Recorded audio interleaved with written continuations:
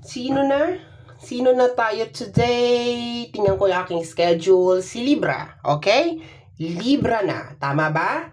Yes, Libra na tayo today. Ayan. So, hello my dear Libra. Hello, hello, hello, hello mga my dear Libra. This is going to be your first 15 days of February, mga my dear. First 15 days of February. This is from, bakit ito? First 15 days of February, this is from February 1 hanggang February 15, 2025. And of course, this is a general reading. So, munting paalala lamang mga my dear Libra na ang gagawin natin ngayon ay general reading. So, hindi po ito 100% na mag-resonate para sa ating lahat. So, please, my dear, lower your expectation pagdating po sa mga general reading. Okay, sabi ko wag muna to. Kasi mag-oracle card muna tayo. Okay? Oracle card muna tayo, my dear. Tingnan natin. First 15 days ng ating mga my dear Libra. Message ng ating mga my dear Libra para sa kanilang first 15 days of February.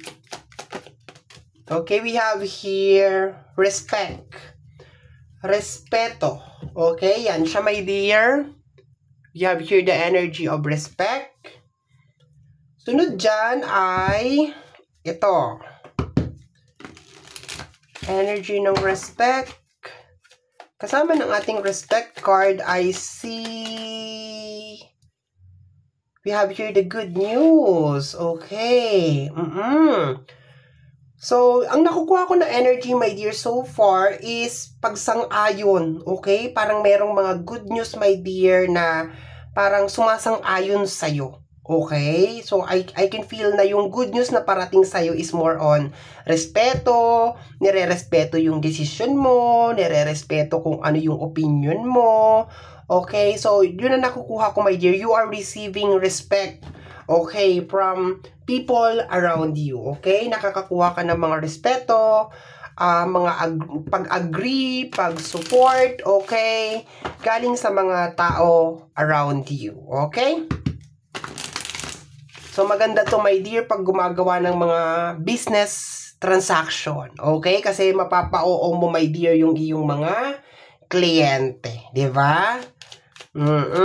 Ganda yan. Parang nakakaramdam ako ng ganun na parang ang ganda itong ano na to, my dear, na na maka-receive ng ganito, okay? I know I was a distraction from your pain, okay? I think parang meron din mga my dear, sa kanilang mga pagkakamali, okay? Sa kanilang mga kasalanan sa'yo, okay? And that is good enough, my dear, for you.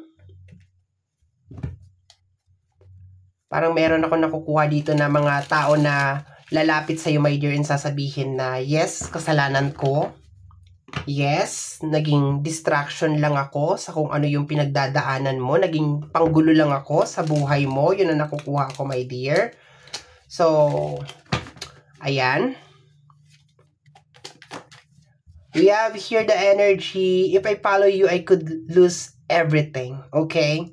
So, ang nakuha ko na energy, my dear, is parang lumihis, parang nag-iba ka ng daan. Parang meron kang energy na hindi mo sinunod. And siguro at first, parang tumataas ang kilay ng mga energy na involved dito sa eksena na to, my dear. Kasi may mga tumataas ang kilay, may mga parang hindi naniniwala sa kakayanan mo, sa desisyon na ginawa mo, my dear Libra.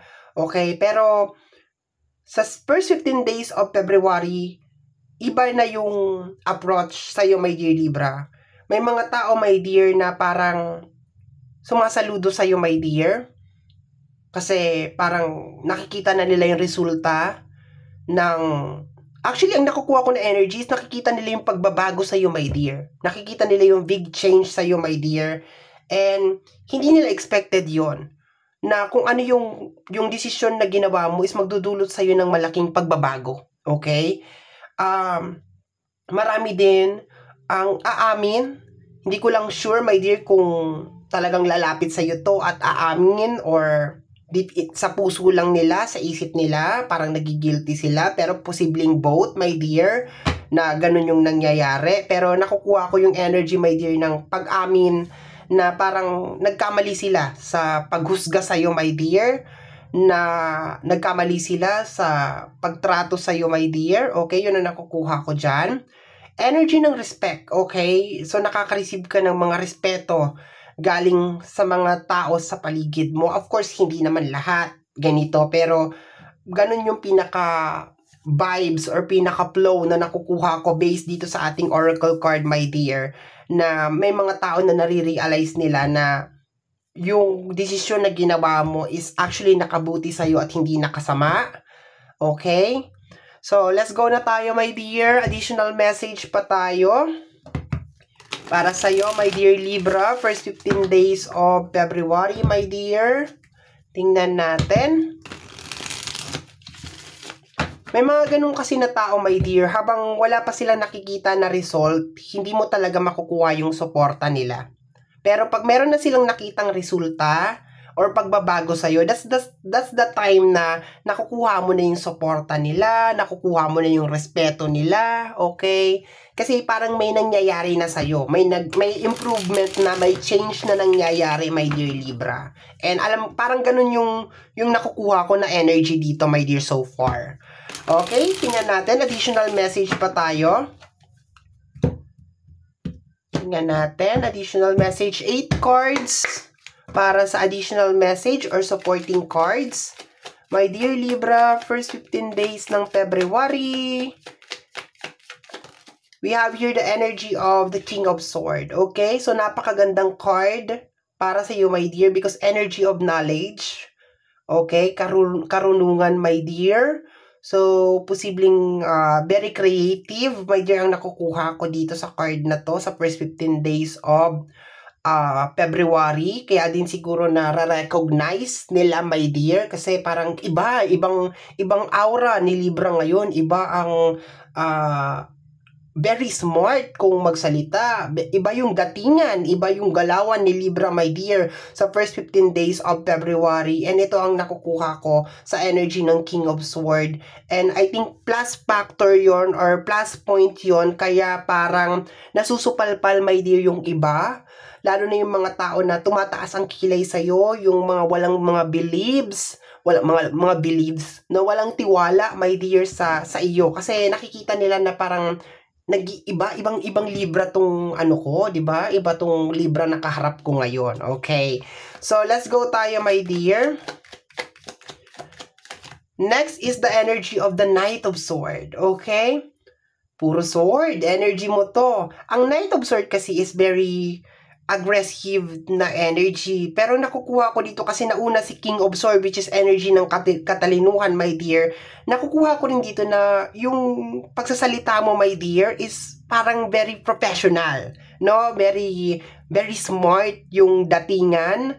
Nakukuha ko rin, my dear, na wala kang panahon para makipagtalo.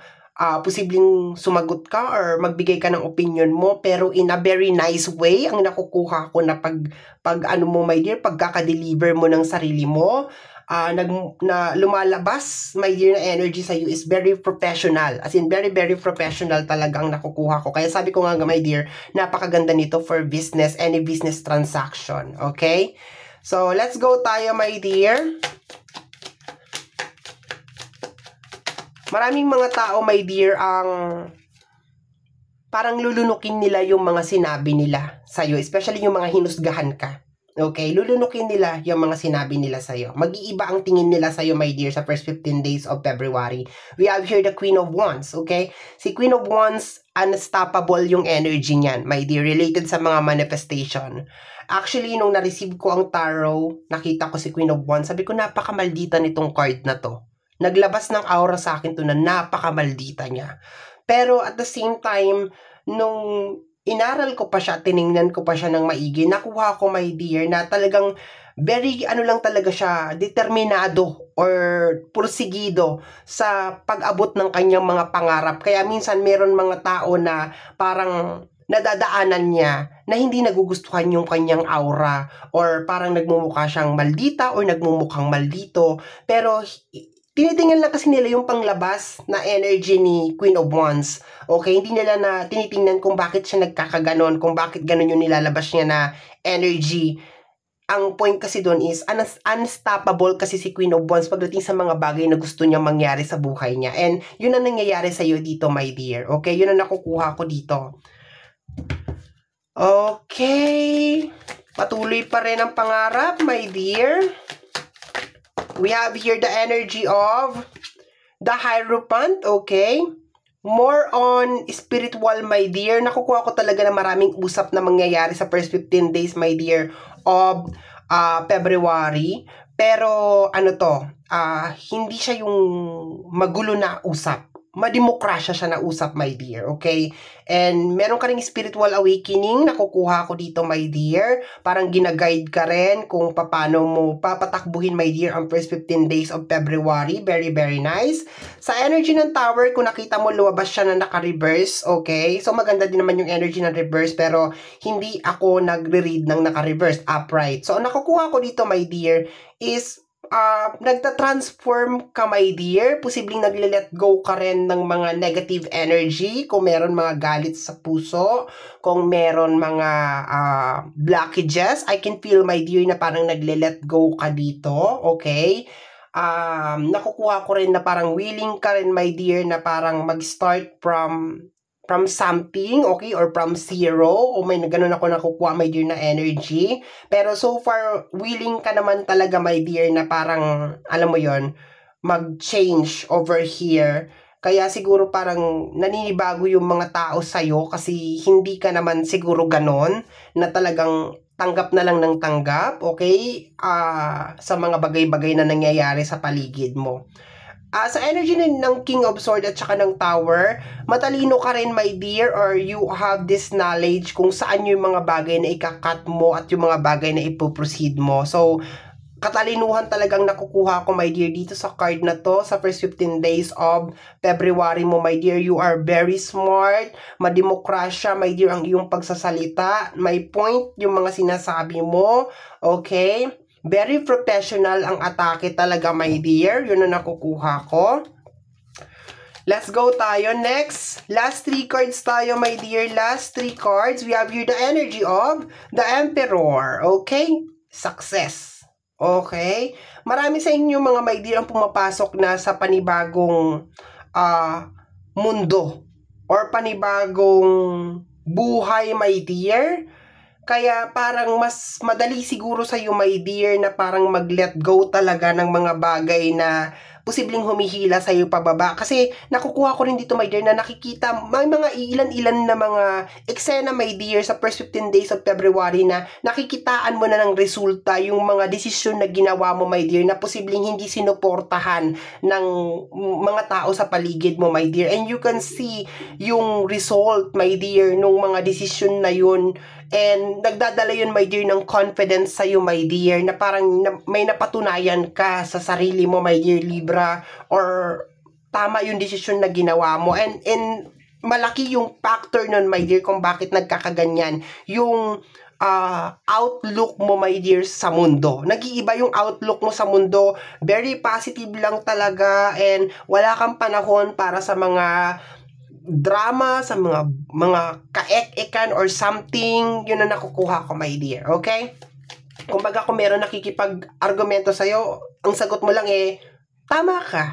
Parang gano'n lang yung ano mo. Hindi ka na yung typical na parang nag-i-spend ng time na mali ka, hindi ganito, ganyan-ganyan. Kasi parang naisip mo na, ay, sayang yung oras. Parang gano'n yung nakukuha ko, my dear. Okay? So, let's go pa tayo, my dear. Ang gaganda ng mga cards mo. Ang tataas ng mga cards mo, my dear.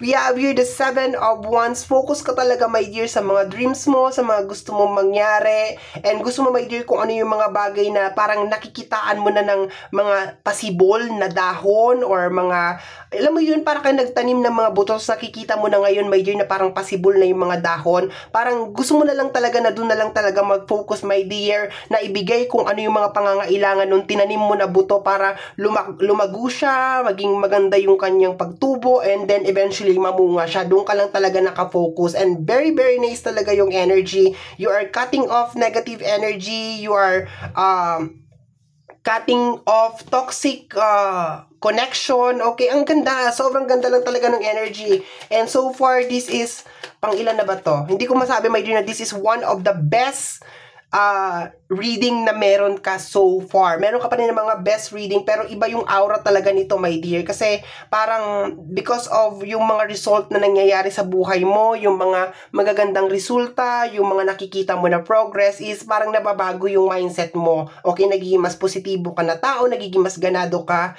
Yun na nakukuha ko, my dear. We have here the energy of the High Priestess, the Hierophant, and the Five of Swords, okay? So, tama yung sinasabi ko kanina na you make a point, okay? You make a point para dun sa mga tao na binabash ka, para dun sa mga tao na parang tumataas ang kilay sa'yo, my dear. Kasi kung makikita mo dito, my dear, tumalikod sila, okay? Parang kung makikita mo nga doon, parang may umiiyak. And kung makikita mo ikaw to, nakangiti ka dyan because you made a point, okay? You made a point na kung anong ginawa mong decision is meron talaga siyang result. May something na nangyari dun sa ano mo. Although hindi ka nila sinuportahan o hindi sila naniwala sa'yo. Pero may result. Nakakakita sila ng result, nakakakita sila ng progress, my dear, dun sa decision na ginawa mo. And they are respecting you, okay? Na-earn mo yung respect ng tao sa'yo, my dear. We have here the energy of the Star, the Nine of Swords, ayan, meron ka Devil, and the King of Pentacles over here. So, nakukuha ko, my dear, na nakokontrol mo na yung mga distraction, my dear, sa buhay mo, pati itong mga stress ng Nine of Swords na dulot ni Devil over here. Nababalance mo na siya dahil sa energy ng the Star. Okay, very, very nice. Meron ka ditong King of Pentacles, energy ng pagiging stable sa usapin ng financial, my dear. So, expected mo, my dear, na posibleng 5 months or mga 6 months or even 7 months from now, my dear, kasi yun ang mga nagpa-flash na number over here. Starting from energy ng first 15 days ng February, you count 5 months, 6 months, or 7 months, my dear. Mas gaganda, my dear, yung takbo, my dear, ng usapin ng financial sa'yo. And congratulations, my dear, for this very, very beautiful reading, my dear Libra, na meron tayo today, okay? So, my dear Libra, yan ang reading mo para sa yung first 15 days of February 2025. Somehow, my dear, kung nagustuhan mo to, especially kung napadaan ka lang, don't forget to subscribe. Pag-click, my dear, ang notification bell para ma-update ka sa aking mga upload kung napapanood mo to sa ating YouTube channel. And kung napapanood mo naman to, my dear, sa ating Facebook page, wag na mag-alinlangan, my dear, na mag-like and mag-follow sa ating Facebook page. Free to like, free to share, free to comment sa lahat ng ating mga videos, mga my dear. Once again, my name is RJ, also known as Apo J. Maraming salamat po, and until next time, bye-bye! Thank you, my dear.